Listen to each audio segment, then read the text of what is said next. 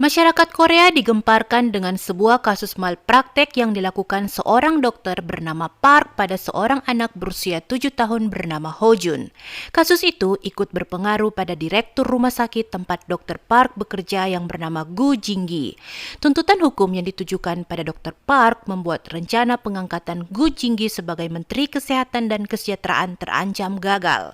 Saat hakim sementara membacakan putusan pengadilan, tiba-tiba Dr. Park jatuh tidak sadarkan diri karena sesak nafas. Di sana kemudian muncul seorang pria bernama Han Yi-han. Yi-han berniat memberikan pertolongan medis pada Dr. Park, tapi seorang jaksa bernama Gum Suk-yung memperingatkan kalau Yi-han bukan seorang dokter lagi. Yi-han tidak menggubris peringatan Suk-yung karena menurutnya menyelamatkan nyawa manusia adalah yang lebih penting sekarang. Yi-han mulai membedah leher Park.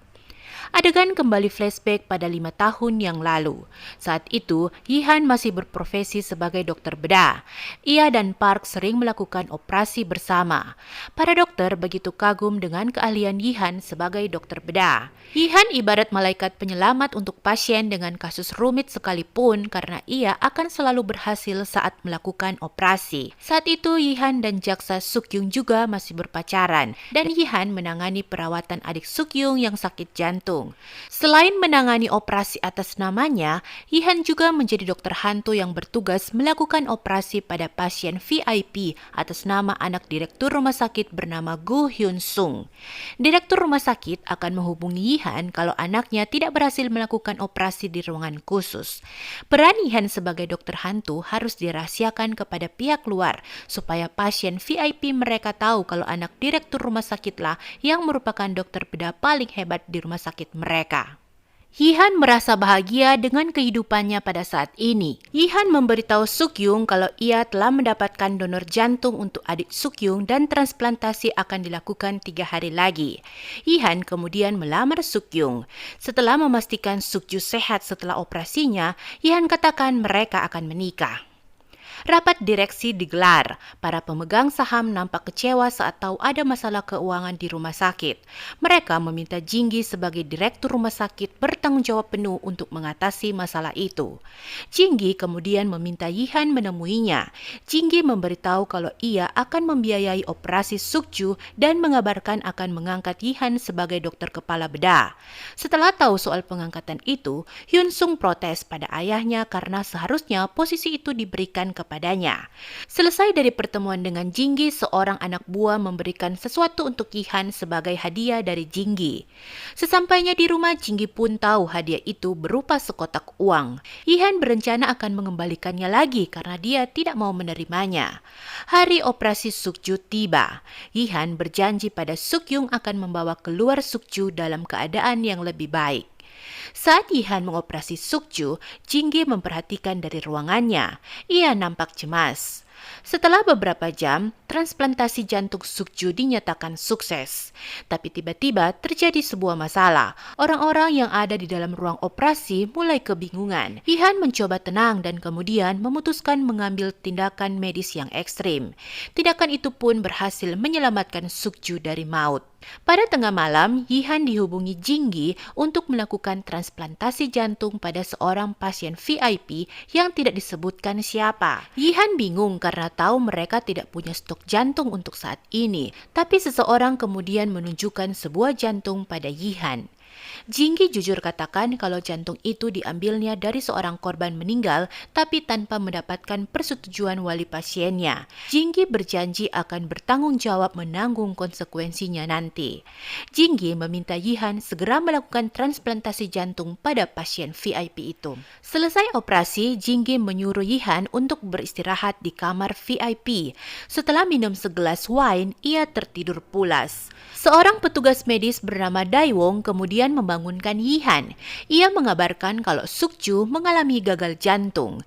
Yi-han memompa jantung Suk-ju, tapi rupanya nyawa Suk-ju sudah tidak bisa diselamatkan lagi. Suk-yung syok dan tidak terima saat Yi-han mengumumkan kematian Suk-ju. Daewong menceritakan pada Yi-han kalau ia sendiri telat mengetahui soal kondisi Suk-ju karena tiba-tiba shift jaganya diganti. Setelah tahu, ia segera menghubungi Yi-han. Sayangnya saat itu Yi-han tidak menjawab teleponnya. Karena tidak bisa menemukan Yihan, Direktur Jinggi kemudian datang dan memasang alat bantu khusus untuk Sukju. Yihan heran saat tahu Jinggi ternyata tahu soal Sukju, tapi tidak memberitahunya, padahal Jinggi tahu persis seberapa penting Sukju untuknya dan Jinggi juga tahu di mana dirinya berada. Pihak rumah sakit kemudian menemui Sukyung dan meminta persetujuan untuk mendonorkan organ jantung dan mata Sukju. Yihan menghalangi dan meminta Sukyung melakukan autopsi dulu untuk tahu penyebab pasti kematian Sukju. Tiba-tiba Jinggi juga muncul. Jinggi mendukung ide Yihan itu. Ironisnya, hasil otopsi menunjukkan penyebab kematian Sukju adalah akibat tindakan ekstrim Yihan sebelumnya di ruangan operasi. Karena merasa ada yang tidak beres, Yihan mencoba mencari tahu apa yang sebenarnya terjadi. Ia yakin Sukju meninggal bukan karena tindakan operasinya. Saat di lift, kartu akses Yihan sudah tidak bisa digunakan lagi. Daewon pun muncul membantu Yihan dan memberitahu Yihan kalau saat ini sudah ada pengumuman secara internal soal Yihan yang akan dipecat sebagai dokter bedah. Yihan meminta bantuan Daewon membantunya menahan petugas karena ia harus mencari tahu siapa pasien VIP yang dioperasinya saat tengah malam waktu itu.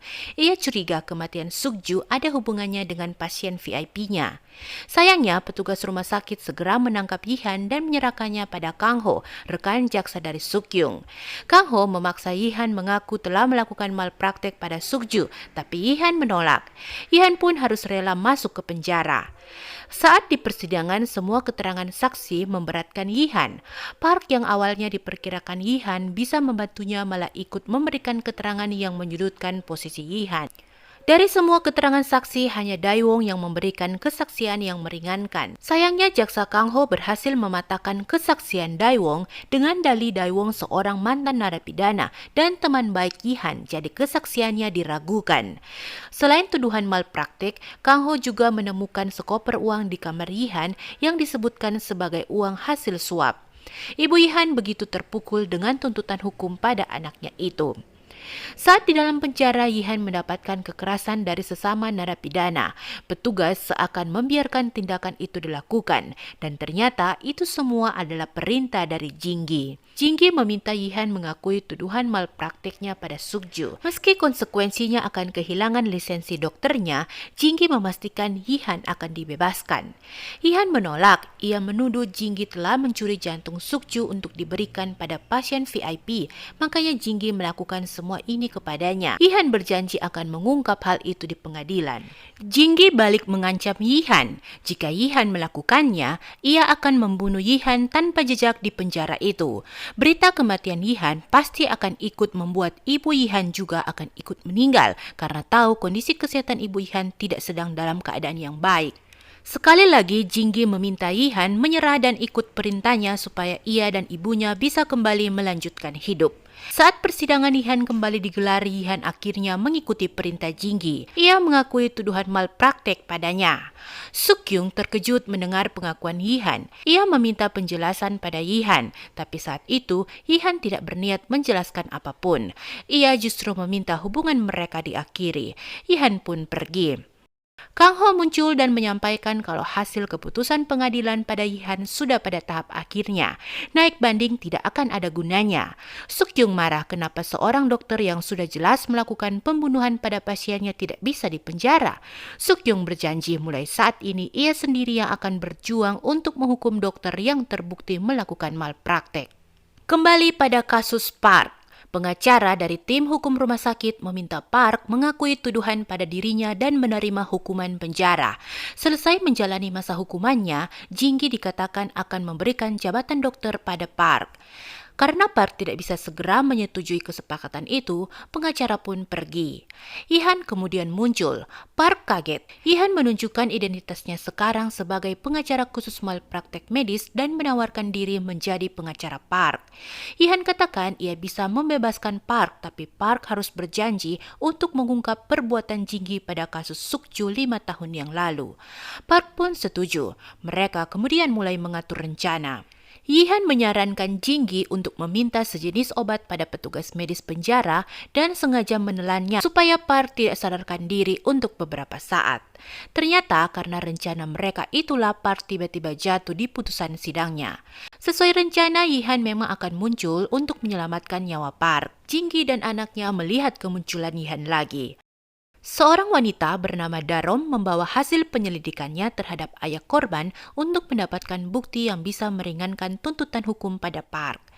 Sebuah pertemuan diadakan oleh Jinggi untuk memperkenalkan pengembangan terbaru dari rumah sakit mereka. Hyun Sung tampil dan mulai melakukan demo operasi dengan bantuan robot. Setelah berhasil dengan demonya, Hyun Sung bergabung dengan ayahnya. Di pertemuan itu hadir Yeon Mi Sun, duta besar Im Taemon bersama putrinya bernama Lim Yuna yang akan dijodohkan untuk menjadi istri Hyun Sung nantinya, dan juga Jaden Lee yang merupakan seorang investor dari pihak yang disebut sebagai tangan kehormatan. Kembali ke persidangan Park yang kembali digelar. Yihan meminta ayah Ho Jun kembali tampil sebagai saksi. Ayah Ho Jun menceritakan lagi kondisi Ho Jun saat ia membawanya ke rumah sakit. Saat itu Park seperti mengabaikan untuk merawat Ho Jun yang kesakitan. Ayah Hyo Jun menuduh karena kelalaian Park dalam menangani Hyo Jun itulah yang membuat anaknya akhirnya meninggal. Tapi dari sudut lain, Yihan mencoba mengorek lebih dalam adanya kekerasan yang dilakukan ayah Ho Jun sampai akhirnya Ho Jun meninggal. Ayah Ho Jun terus mengelak. Yihan pun memutar rekaman suara dari sebuah penyadap yang terpasang di ponsel Ho Jun. Dari rekaman itu terdengar suara tangisan dan rintihan kesakitan Ho Jun saat disiksa oleh ayahnya. Yihan dan Park kembali berbicara.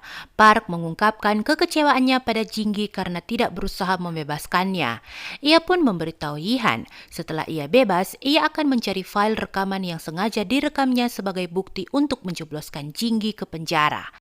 Sayangnya sebelum memberitahu lebih lanjut soal file itu, Park dibawa petugas lagi karena jam besuk telah selesai. Yihan meminta Park bersiap untuk sidang keputusannya besok. Yihan yakin Park akan dibebaskan. Park berterima kasih atas bantuan Yihan padanya. Ia berjanji tidak akan mengkhianati Yihan lagi kali ini. Yihan kembali ke kantornya. Di sana ia melihat deretan nama-nama yang menjadi komplotan Jinggi pada kasus Sukju. Ia kemudian menarik foto Park dari deretan itu. Tiba-tiba ia menerima telepon dari pihak penjara. Yihan kaget melihat Park telah tewas terbunuh. Yihan teringat ancaman Jinggi dulu padanya saat di penjara. Yihan yakin kematian Park ada kaitannya dengan Jinggi.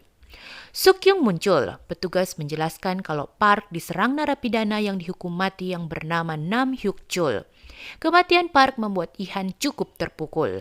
Ia mulai khawatir kalau nantinya orang-orang yang ada di dekatnya juga akan berakhir tragis seperti Park. Yihan berpikir untuk mundur. Doram dan Daewong meminta Yihan terus fokus pada tujuannya untuk menjatuhkan Jinggi.